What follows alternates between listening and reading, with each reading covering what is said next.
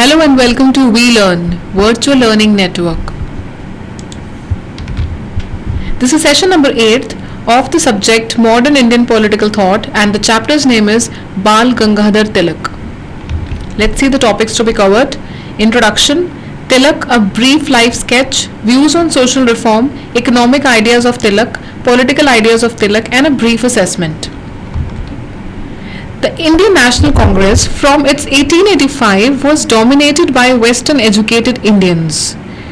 Western political ideas and practices influenced the Congress in its early years. Liberalism was the guiding philosophy of the Congress. So liberalism and Western political ideas, Western economic ideas, and Western educated Indians dominated the Indian National Congress from its very early beginning in 1885, and also the practices, the Western educated Indians followed the practices, modern practices and political ideas were followed, and it influenced the Congress in its early years.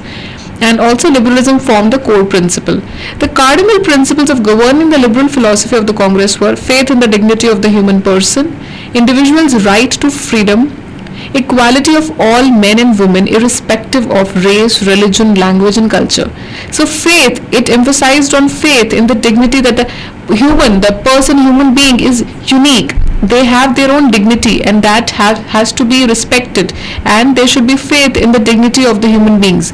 There should be individuals' right to freedom, that what to do, what not to do, that right has to be given to the individual, and equality should be there for all women and men irrespective of their culture, irrespective of their religion or language or race.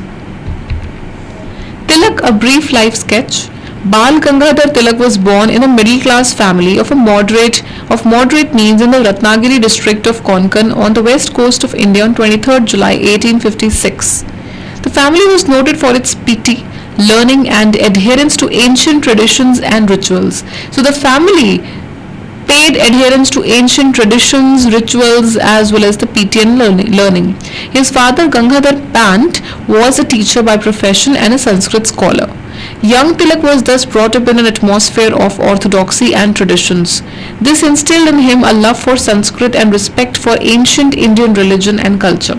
So, depending upon the culture, depending upon the family atmosphere, it instilled in him a love for Sanskrit language and also for respect for ancient Indian religion, for culture, and he was brought up in the atmosphere of orthodoxy and lot of traditions.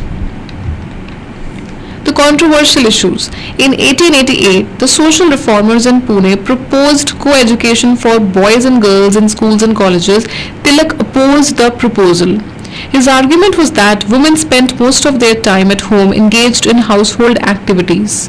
Another controversial issue was the introduction of the Age of Consent Bill 1891 and a similar bill later in 1918. These bills were intended to raise the marriageable age of girls. This was done in order to discourage the practice of child marriage. So these bills, the second controversial bill, it intended to raise the marriageable age of girls, wherein to discourage the practice of child marriage. And the first bill, it focused on, the social reformers in Pune focused on the co-education for boys and girls, means to make them study together in schools and colleges, wherein Tilak opposed this proposal. Tilak's point of view, Tilak was not opposed to social reforms as such. He agreed that with the passage of time, social institutions and practices should and do change. He agreed with the fact that yes, with the change of time, the social institutions, the practices should also change. In fact, in his own way, he waged a battle against orthodoxy. His theory of social reforms, however, was different from that of the liberal reformers whom he opposed. He believed in organic, evolutionary and spontaneous reforms. He insisted upon gradual reforms inspired by and rooted in the heritage of the people. So he insisted upon gradual reforms, organic, evolutionary reforms, wherein slow reforms were there and gradual reforms were there, and spontaneous reforms wherein it can be from anywhere, and also it was inspired by the rooted heritage of the people. And he believed in organic, evolutionary theory, spontaneous reforms, and his theory of social reforms was different from that of the liberal reformers. The liberal reformers focused on quick reforms and freedom, equality was their focus. Over here, its focus was basically or evolutionary, organic, and also gradual reforms that are also inspired by the heritage of the people. Economic ideas of Tilak. Culture and religion had been the main basis of Tilak's nationalism. Nonetheless, he also advocated his nationalism on an economic basis. So he also advocated his nationalism on an economic basis, and culture and religion formed the core part of Tilak's nationalism. He accepted Dadabhai Naoroji's economic drain theory and criticized the British government for ruthlessly exploiting the resources of the country. So the economic drain theory, wherein the Indian economy was drained from resources, from money, from finances, everything, and it was the finances were focused to the Britishers or the British Empire. And he also criticized the British government for ruthlessly exploiting the resources. He wrote that the foreign enterprises and investment in India have created a delusion of prosperity while the truth was otherwise. He said that, or he wrote it, that foreign enterprises, foreign industries or foreign companies, investment and foreign investment in India, that is just a delusion of prosperity or happiness, while the truth was something else. The truth was in favor of the Britishers, and they were favoring their own economy and destroying the other economy. British rule had impoverished the country. The Britishers' reckless policies had destroyed the indigenous industries, trade and art. So the British rule had actually impoverished the country. They were left with no resources, no money, and the Britishers' reckless policies, aggressive policies which favored their own economy had actually destroyed the India's art, commerce, trade and indigenous industries. Tilak's views on economic issues. As a frank and fearless journalist, Tilak expressed his views on all the issues, small or big, that cropped up during his times. We now propose to discuss in brief these issues and Tilak's views on them. Tilak's reaction was furious. He took the side of the money lenders and criticized the act through his articles in the Kesari. His argument was that it was wrong to hold moneylenders responsible for the plight of the peasants. So the people who gave money to the peasants, the people who gave money, the people who lended the money to the peasants or the farmers, they were not to be held responsible for the pathetic plight of the peasants, as they were left with no money. So it was not the money lenders' fault.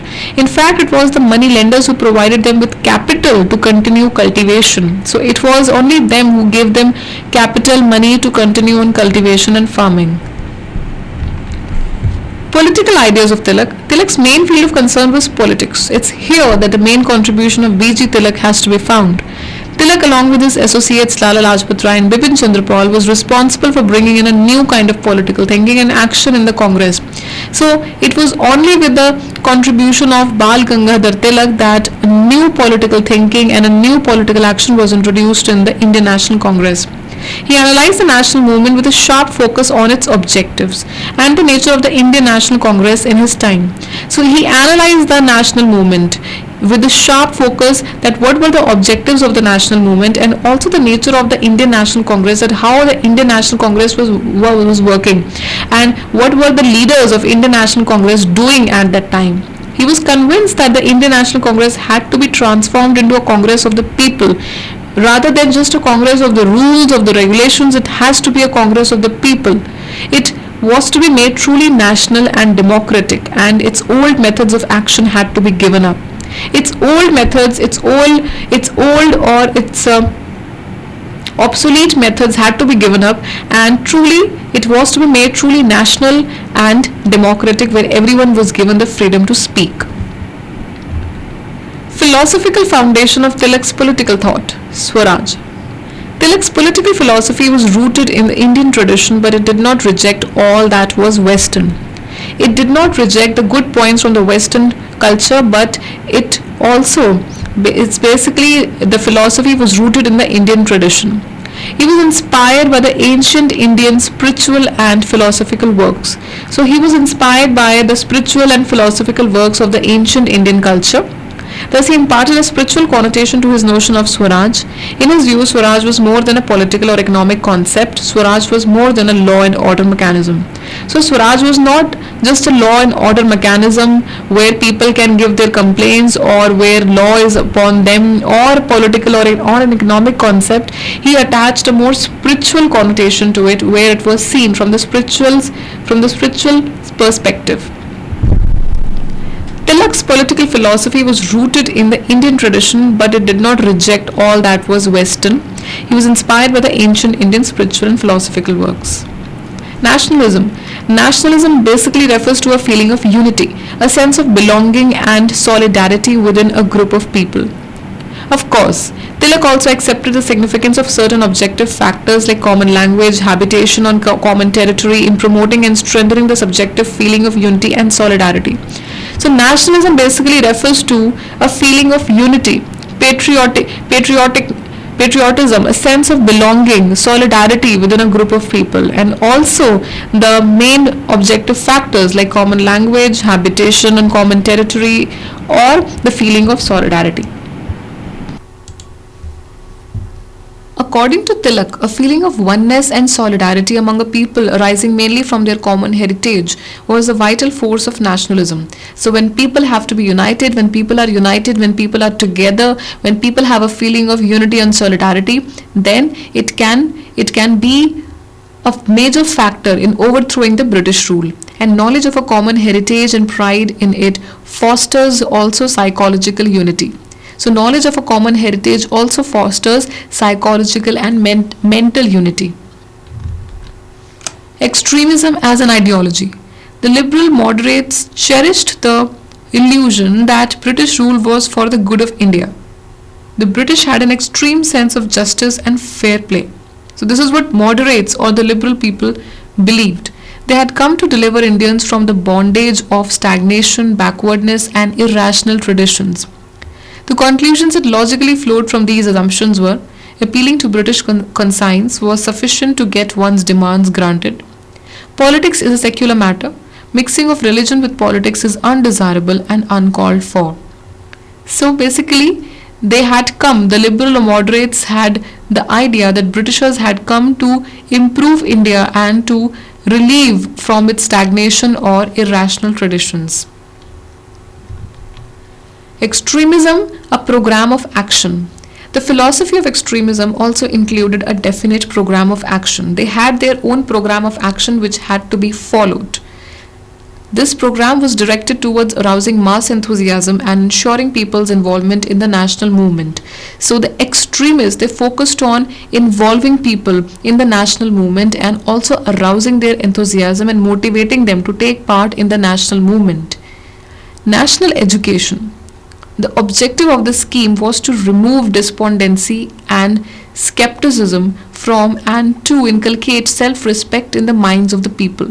So national education's main motto was to remove despondency, to remove doubts, to remove self-doubts, and to remove skepticism, and also inculcate the feelings of self-respect, the feelings of pride in the minds of the people themselves.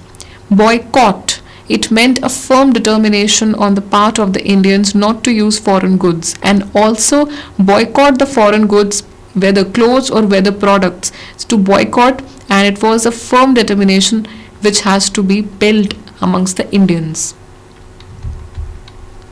Swadeshi. The Swadeshi movement exhorted the people to use indigenous products even if they were crude and costly. So even if their own products were crude, were costly, or were expensive, they have to use their own products and boycott the British products. Passive resistance. Passive resistance urged the people to go one step further. It insisted upon non-payment of taxes and revenues to the alien authorities. It also insisted upon not to pay taxes and not to pay revenues to the authorities which were not working for their welfare. It also included a program to train people for self-rule, and to also a program which included to train people for their own rule, for self-rule, in which they are able to rule themselves, in which they don't require the rule of any other party. So now a brief assessment here. Tilak as a political leader has been the subject of controversy and misunderstandings. He is generally regarded as an inveterate troublemaker, an apologist of social reaction, an apostle of orthodoxy, and a communalist who provoked Hindu-Muslim tensions. The truth, however, was otherwise. It was not the truth.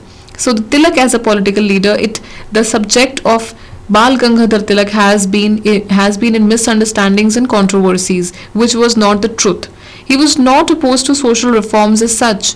On the contrary, he believed in the inevitability of reforms in society with the progress and enlightenment of human consciousness. He believed in reforms in society, only then the human society would progress and the human consciousness would be enlightened.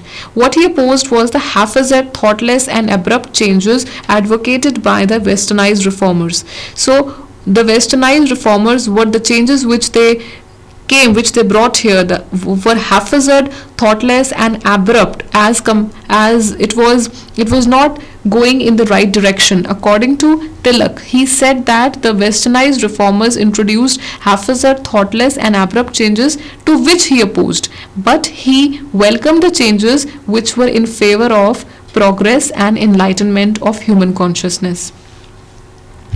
That's all we have for you in this session. In this session, we read about Bal Gangadhar Tilak and the methodology and the approaches which the extremists as well as the moderates followed.